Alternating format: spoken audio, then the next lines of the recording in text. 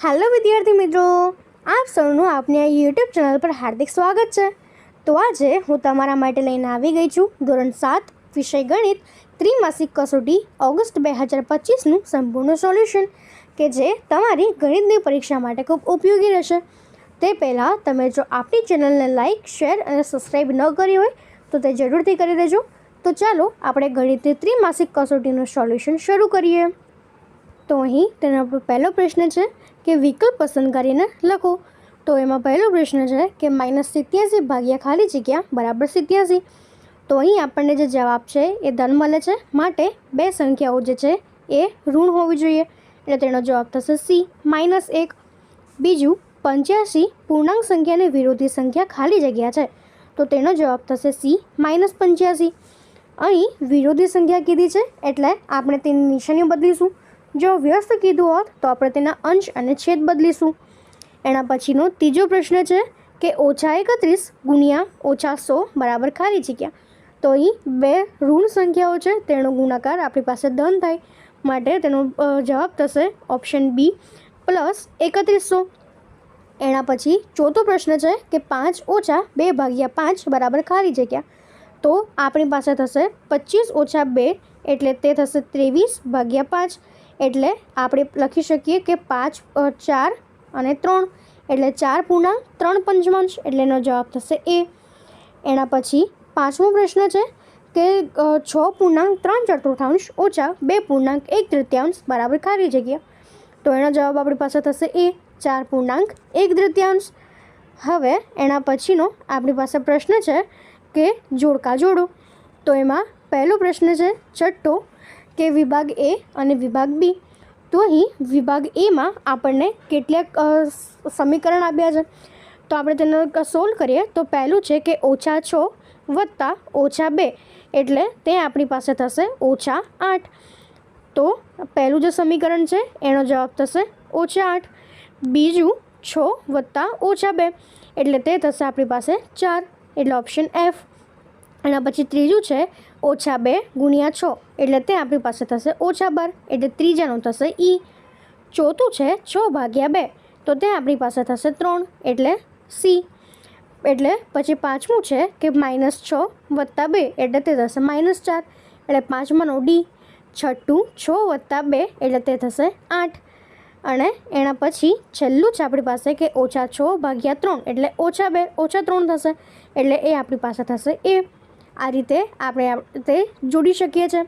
એના પછી સાતમું જોડકું છે કે 1 મીટર બરાબર, તો 1 મીટર બરાબર આપણને ખબર છે કે 1 મીટર બરાબર 100 સેમી, એટલે પહેલું છે એનો 3 થશે।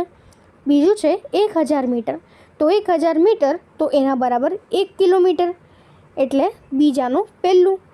ત્રીજું 1 મીમી, તો 1 મીમી બરાબર 1/10 સેન્ટીમીટર, અને ચોથું 1000 ગ્રામ, તો એના બરાબર થશે 1 કિલોગ્રામ।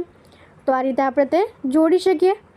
હવે એના પછીનો પ્રશ્ન છે કે ખાલી જગ્યા પૂરો। તેનો આઠમો પ્રશ્ન છે આપણી પાસે કે -3 ગુણ્યા -3 ગુણ્યા -3। તો અહીં -3 ગુણ્યા -3 એટલે 9, અને 9 ગુણ્યા -3 એટલે તે આપણી પાસે થશે -27। એની જ રીતે જે નવમું છે તે 15 - -10 એટલે 15 વત્તા 10 એટલે તે થશે 25। એના પછી 10મું છે 5 ભાગ્યા -5 તો તે આપણી પાસે થશે -1। એના પછી 11 છે કે 2 પૂર્ણાંક 3 ચતુર્થાંશ એ ખાલી જગ્યા અપૂર્ણાંક છે, તો તે થશે મિશ્ર અપૂર્ણાંક। એના પછી 12મું 0.2 ગુણ્યા 0.03 બરાબર ખાલી જગ્યા, તો તે થશે 0.006। હવે એના પછીની આપણી પાસે ખાલી જગ્યા આપી છે કે 0.050 કિલોગ્રામ બરાબર ખાલી જગ્યા ગ્રામ, તો તે થશે આપણી પાસે 50 ગ્રામ। હવે એના પછીનો આપણે પ્રશ્ન આપ્યો છે કે આપેલ વિધાન ખરું છે કે ખોટું તે જણાવો। તો એનો 14મો પ્રશ્ન છે કે 0 કરતાં -20 મોટો પૂર્ણાંક છે, તો આ વિધાન ખોટું છે। 15મું -2 માંથી -3 બાદ કરતાં 1 મળે, આ વિધાન ખરું છે। -2 - -3 એટલે -2 વત્તા 3 બરાબર 1, એટલે આ વિધાન ખરું છે। છઠ્ઠું -2 કરતાં -15 મોટા છે, તો આ વિધાન ખોટું છે। સંખ્યા રેખા પર જેમ ઋણ સંખ્યા વધારે હોય એમ એ સંખ્યા નાની થતી જાય। એના પછી 17મો પ્રશ્ન છે કે 18/3 એટલે કે 18 × 1/3. તો આ વિધાન આપણું ખરું છે. એના પછી 18મો પ્રશ્ન છે 3/5 + 0 = 0. તો આ વિધાન ખોટું છે.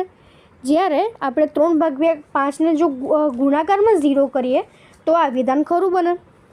એના પછી 19મો પ્રશ્ન છે કે માંગ્યા મુજબ આપ જવાબ આપો. તો એનો 19મો પ્રશ્ન નીચેની પૂર્ણાંક સંખ્યાઓનો -1 સાથેનો ગુણાકાર શું થશે? તો પહેલું છે -22.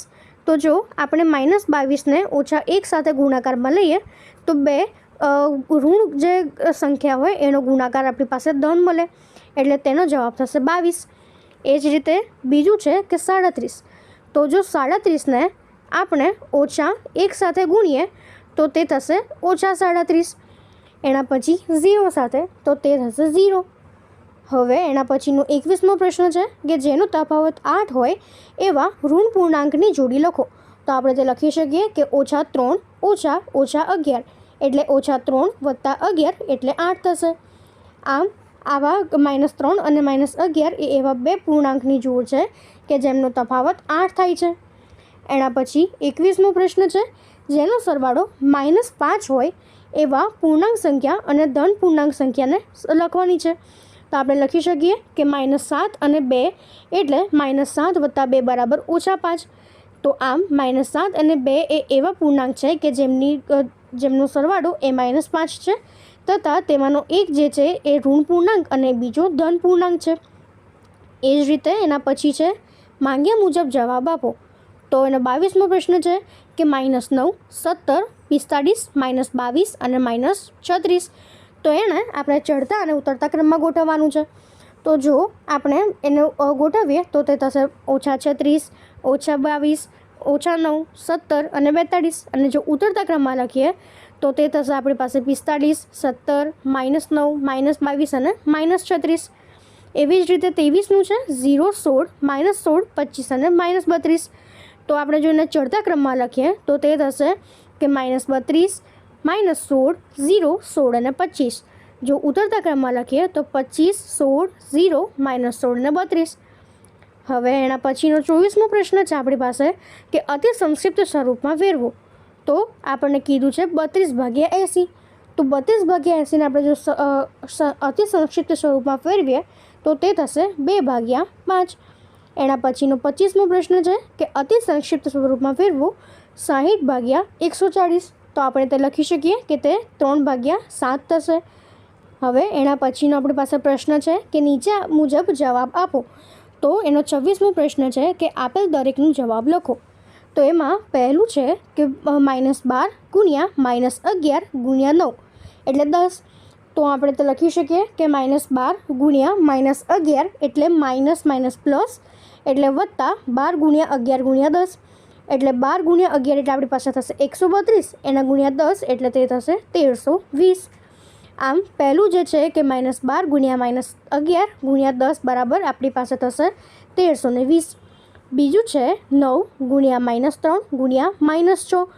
તો આપણે પહેલા પ્રશ્નની જેમ જ -3 × -6 એટલે પ્લસ આપણી પાસે 18 થશે. તો 18 × 9 એટલે તે આપણી પાસે થશે 162. એટલે બીજાનો જવાબ 162. ત્રીજું છે -18 × -5 × -4. તો આપણે સૌપ્રથમ જે 18 × 5 છે તે પ્લસ થશે એટલે 18 × 5 = 90 અને એના -4 એટલે તે થશે -360. એટલે ત્રીજાનો જવાબ -360. ચોથું -1 × -2 × -3 × 4 એટલે તે આપણી પાસે થશે 2 × 1 એટલે +2 અને 4 × 3 એટલે 12 અને એ પણ -12. તો -12 × 2 એટલે -24. અને પાંચમું છે કે -3 × -6 × -2 -1. તો આપણે લખી શકીએ કે -6 × -3 એટલે +18 અને 2 × 1 એટલે +2 એટલે 18 × 2 એટલે તે થશે આપણી પાસે 36. તો આપણે આ રીતે આપેલી સંખ્યાઓનો ગુણાકાર એ કરી શકીએ છીએ. તો અહીં આપણે આ ગણિતની કસોટી પૂર્ણ થાય છે. જો તમને આમાં કોઈ ડાઉટ હોય તો કોમેન્ટ સેક્શનમાં જરૂરથી જણાવજો અને આપણી ચેનલને લાઇક અને સબસ્ક્રાઈબ જરૂરથી કરી દેજો. અને મેં ડિસ્ક્રિપ્શન બોક્સમાં ગણિતની સાથે તમામ જે વિષયો છે એની ત્રિમાસિક કસોટીના વિડીયોની લિંક મૂકી દીધી છે. તમે તેને જોઈ લેજો અને તમારા મિત્રો સાથે તેને શેર પણ કરી દેજો. Thank you.